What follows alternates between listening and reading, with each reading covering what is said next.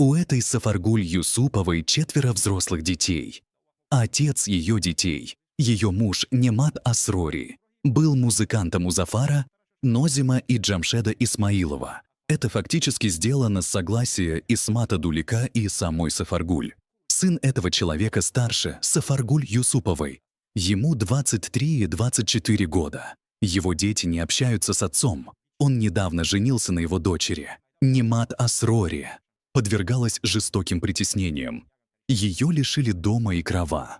Рядом с аэропортом, слева от выхода из общественного коридора, за этим детсад функционировал.